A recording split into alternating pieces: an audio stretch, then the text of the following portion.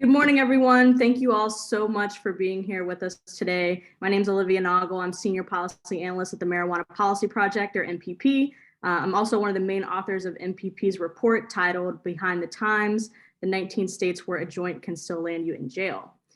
I wanted to let members of the press joining us know that during this press conference, you may enter questions in the Q&A section of Zoom. When you enter your questions, please identify the media outlet that you are representing and which panelists you are directing your question to. They will be answered at the end. I'm joined here today with Leah Nelson from Alabama Appleseed and Jerome Dees with the Southern Poverty Law Center. I'm going to kick us off with some opening remarks, and then I will pass it to our other speakers today. So 50 years ago today, on March 22nd, 1972, the Shafer Commission, which was formerly known as the National Commission on Marijuana and Drug Abuse, issued its report titled Marijuana, a Signal of Misunderstanding. The commission recommended decriminalizing marijuana possession. The Shafer Commission was appointed by President Richard Nixon, but its recommendation was not what Nixon expected or hoped for. Nixon actually ignored the report, and his attorney general kept marijuana in Schedule I of the Controlled Substances Act. We're now at a time where public support for cannabis legalization and decriminalization are at an all-time high. The legal industry is booming with billions of dollars in sales, yet there are still millions of Americans living under harsh policies of prohibition. Today, 50 years after the Shafer Commission recommended decriminalizing marijuana possession, there are still 19 states, plus the federal government, that have not even decriminalized possession of small amounts of cannabis. Alabama is one of them. MPP defines a state as having a decriminalization law if the state has enacted a policy that imposes penalties other than jail time, typically a civil citation for possessing small amounts of cannabis, at minimum for a first offense. Alabama recently reformed its laws to become the 36th state to legalize medical cannabis. However, it still has some of the harshest penalties in the country for simple possession of cannabis. Personal use possession of cannabis, even the smallest amount, is currently a misdemeanor, carrying a maximum penalty of up to 1 year in jail and or a fine of up to $6,000. A repeat offense is a felony that carries a mandatory minimum of 1 year and 1 day in jail. However, there is the possibility of drug court or pretrial intervention programs. On the 50th anniversary of the Shafer Report today, MPP has released a report that highlights each of the 19 states that have yet to decriminalize cannabis possession. This includes current penalties for cannabis possession in each of the states, arrest data for cannabis possession in each state, racial disparities in arrests, and public support for reforming these outdated and unjust laws. I'd like to thank both Alabama Appleseed and Southern Poverty Law Center for their excellent report and analysis on cannabis criminalization in Alabama. That was included in our report today as well.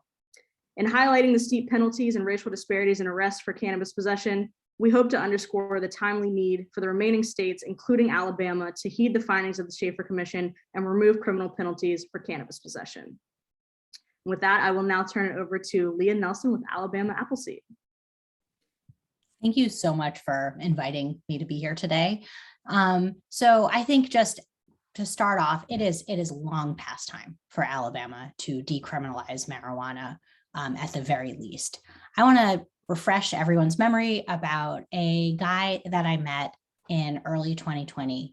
His name is Sean Worsley.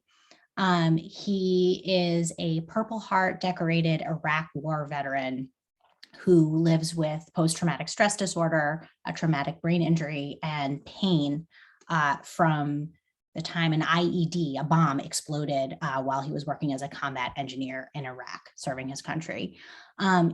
Sean came back to America. He left the military and he was living in Arizona with his wife, Ebony, and got a prescription for medical marijuana filled in Arizona, where it was legal at that time. Arizona has since fully legalized recreational use of marijuana as well. And the type of marijuana he had was the flower, the whole bud. So Sean brought his legally prescribed medical marijuana with him on a cross-country trip with Ebony, his wife, in 2016. They were going to North Carolina to help his grandmother recover from a hurricane. They were going to rebuild her house, and he had his medicine with him when he was stopped in Pickens County while filling the gas tank of his car. And a police officer charged both he and Ebony with first-degree possession of marijuana. It's an intent to distribute law that we have. So the first offense can be a Class C felony.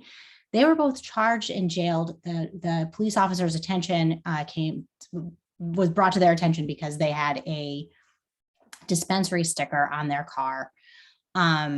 And they acknowledged that they had Sean's medicine with them. They had it in the prescription bottle that it was given to him, and the police officer nonetheless charged them both with felonies, took them to jail. And fast forward to 2020, because of some problems with probation and differences between the state's laws, Sean actually found himself in prison in Alabama for simple possession of marijuana, which was actually his prescribed medication. What happened to Sean was extreme, but not that extreme. He is a Black man, and in Alabama, Black people are 4 times as likely to be arrested for possession of marijuana as white people. It's hard to imagine that a white veteran would have faced the same treatment as Sean did in Pickens County, but he found himself in our unconstitutional prisons for possessing medicine that is fully legal in the states where overwhelming majority of Americans live. And I think his case is emblematic of the problem that we have in Alabama, which can really only be solved by rethinking our drug policy. Even with the legalization of medical cannabis, which thankfully passed last year, what he did would still have been a felony because we don't allow you to bring the full bud into this state. I believe we haven't still fully rolled out our medical marijuana laws. So he could still face that same treatment today. Pretty much everyone came together and acknowledged that what happened to Sean was wrong. And there was a massive and impressive bipartisan effort where everybody pulled their weight and helped him get out of prison. But he could still face the same treatment today. It's wonderful that he got out, but no one should face what he faced. And as far as I can tell, the only way to fix that is to change our laws.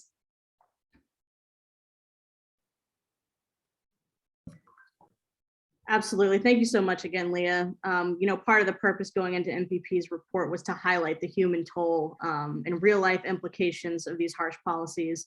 So thank you so much for sharing that story with us today. I'll now turn it over to Jerome Dees with the Southern Poverty Law Center. Well, thank you as well for the invitation to speak on this important topic. I won't kind of belabor the statistics and things of that nature. I will briefly touch on the fact that there is legislation that is currently pending in the Alabama State House.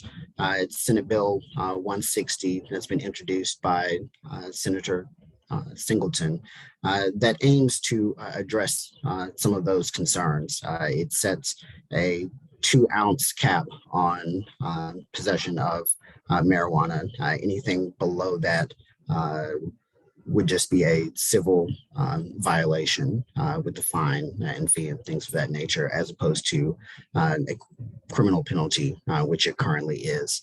But I really don't want to focus on that aspect too much.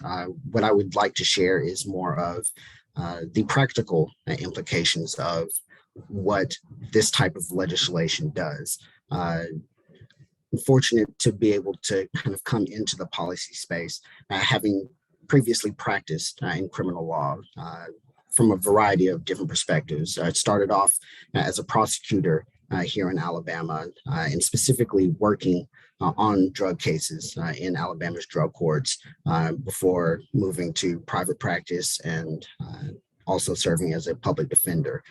And I think it's important because oftentimes the thing that really moves public policy is finances and money. It's important that we look at the financial ramifications of this policy choice that we made so long ago to criminalize marijuana.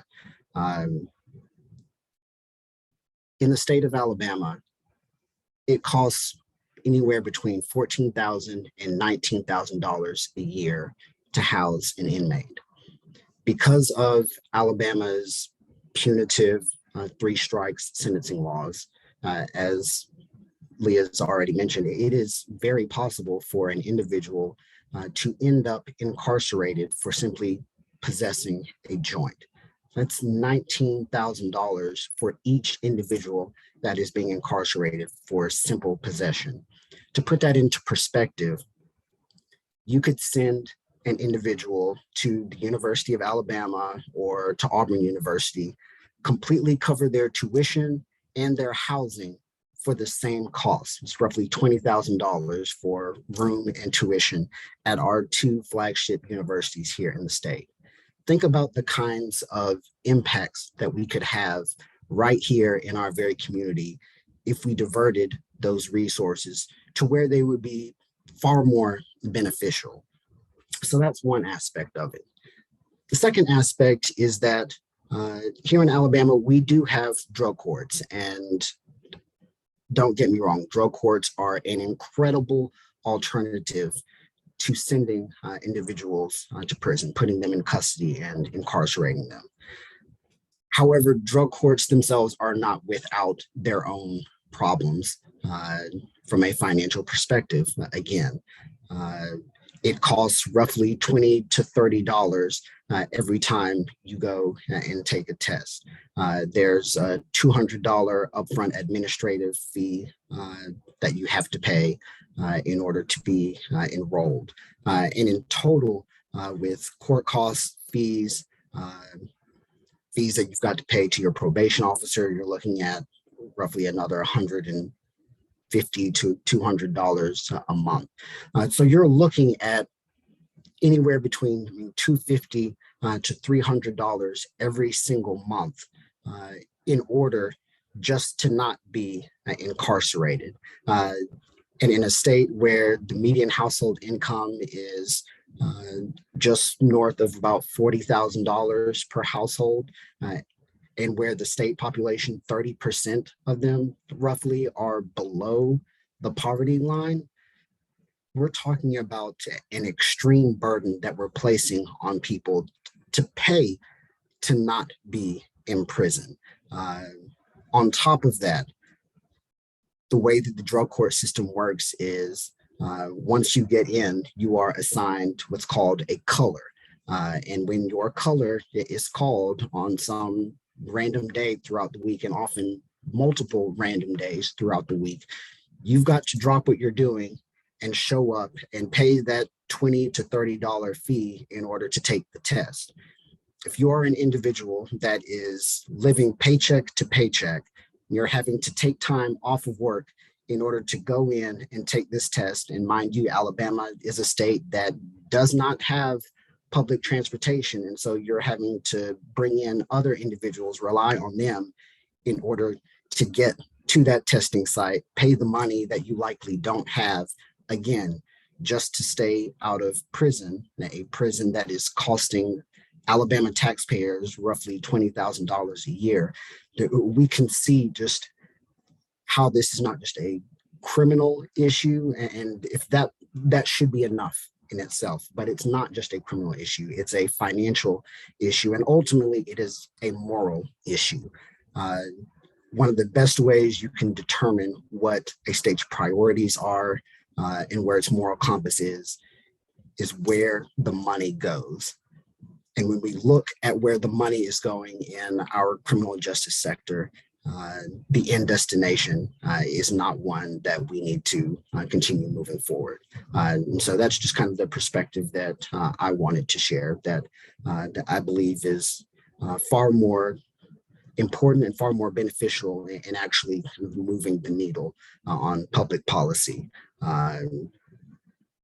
Sharing those stories, as Leah has, of the individuals who have been impacted, as well as the impact on those of us who may feel like we have no personal stake in it. We all have a personal stake in this particular issue and how we address it. Absolutely. Thank you so much, Jerome, for your perspective. We really appreciate it. And again, I want to thank you and Leah both just for all of your work on this issue that you've done. It was a tremendous help for us in our own report today. Again, so thank you. I will now open it up for questions. I don't see any as of now, but just a reminder to the press, if you have any, feel free to drop it in the Q&A.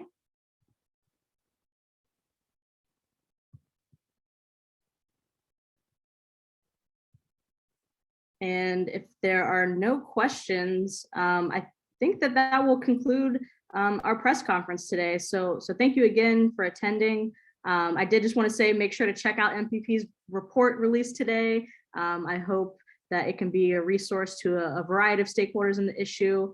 It's at mpp.org/decrim report. So again, be sure to check it out and share it widely. And thank you again so much to our speakers for being here with us today. We really appreciate it. Thank you.